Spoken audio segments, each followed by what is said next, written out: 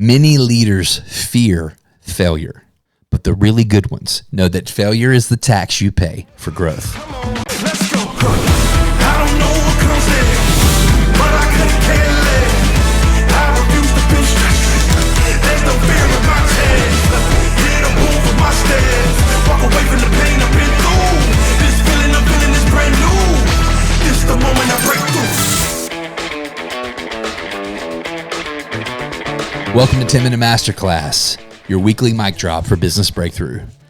I'm your host and lead MC, Trey Sheneman, and each week on 10-Minute Masterclass, our goal is to translate timeless business principles to help you solve today's business problems. Now, we do that inside of a framework that we teach called the Core 4 Drivers of Growth, because no matter when I was taking my own startups to market or running growth inside of some well-known brands, growth and the bottlenecks around growth always came down to one of the Core 4 drivers, whether that was marketing, sales, operations, or leadership. Now, in today's episode, we're going to drill down into the leadership bucket a little bit more, and I'm going to start a leadership series kind of nested inside of this podcast, where I'm going to teach you the single greatest leadership lesson that I learned from some of the incredible people that I've worked for or with over the last 15, 20 years that I've been in the space. And today's episode is about the single greatest leadership lesson that I ever learned from John Maxwell. Now, I worked for John for about almost a year, short stint, and I was working a lot on the nonprofit growth side of John's organization. He has the John Maxwell Leadership Foundation, and he has Equip.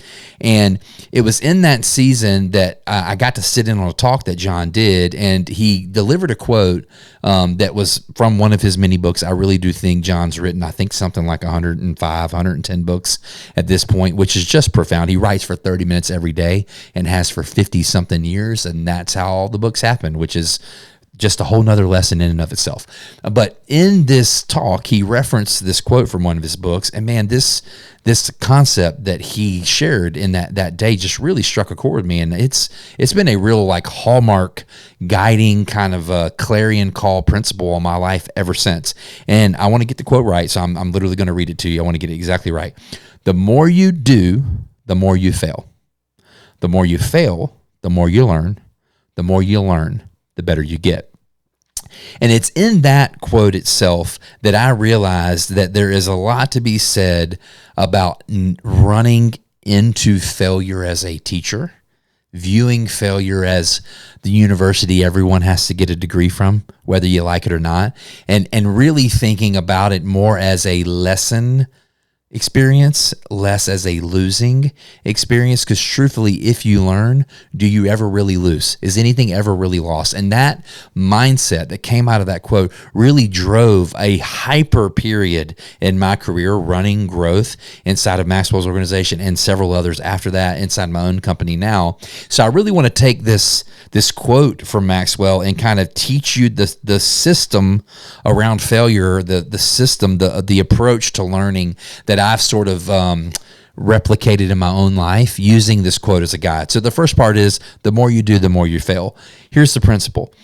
Activity drives growth. Like, sitting on the sidelines and postulating isn't really ever going to grow anything. You actually have to do. You have to get into the game.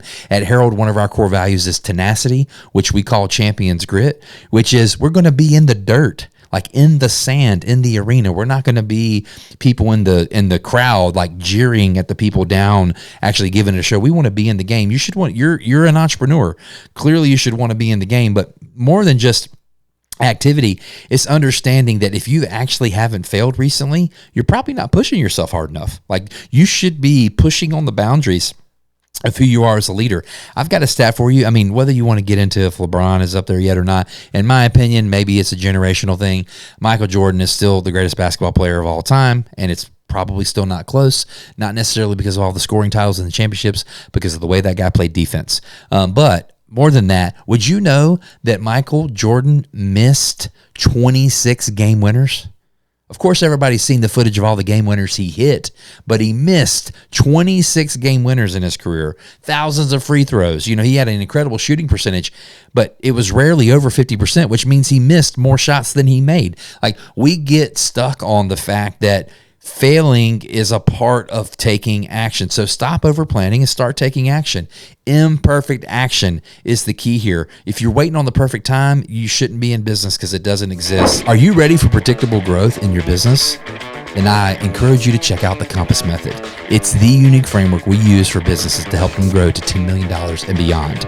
If you're interested in finding out more, shoot me an email at trey@weareherald.co. And as leaders, we should be coaching our teams into trying to get high quality reps at the thing, not planning the perfect rendition of the thing. So that's number one. The more you do, the more you fail. Number two, the more you fail, the more you learn. Failure isn't the end of the road, okay? It's just a step on the path to mastery. You have to miss in order to recalibrate and be able to figure out where you're going to go from here. Most people avoid failure because they think it's going to define them, when truthfully it's going to refine them. Failure is like that Brillo pad on our expertise that just sharpens our axe a little bit more, makes us a little bit more effective. So it's not worth avoiding. Thomas Edison famously, took 10,000 attempts at doing the light bulb. And when asked about it, he said, well, I just figured out the 10,000 ways that it would not work. And he kept going, and I got a light on me right now because of what Thomas Edison was really to do. So it's reflecting and refining around the failure that makes it a unique teacher. So a good way for you to practice this aspect of learning from failure, especially if with your running teams, is to run what's called a debrief or a retro meeting after you've completed a big initiative, a campaign, a product rollout, whatever it is. And the function of the debrief or the retro meeting is for the team to come together and answer 4 questions. What was right? What was wrong? What was missing? What was confusing?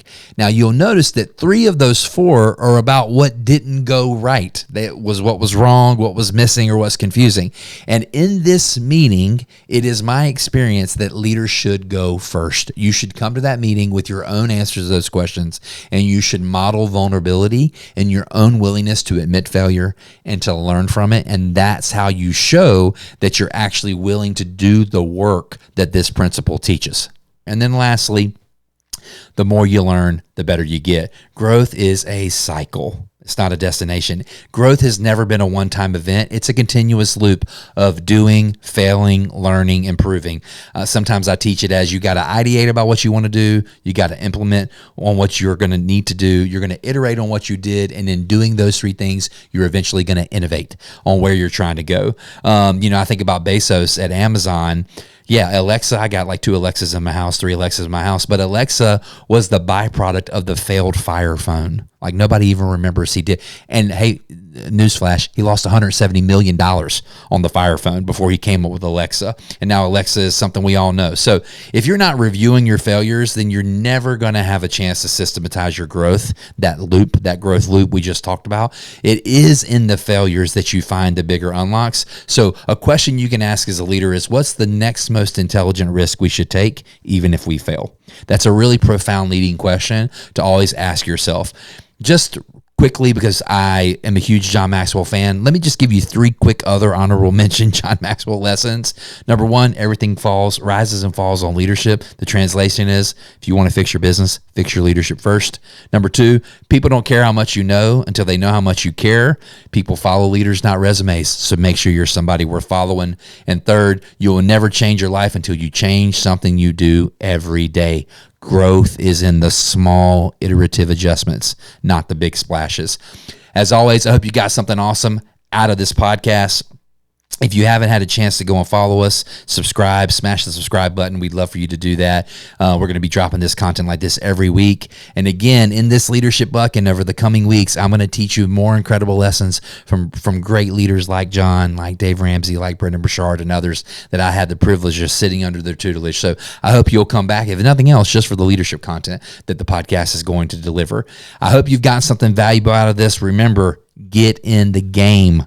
Failure is okay. It's just the tax that you pay to grow. Thank you for listening to 10-Minute Masterclass. We'll see you on the flip side.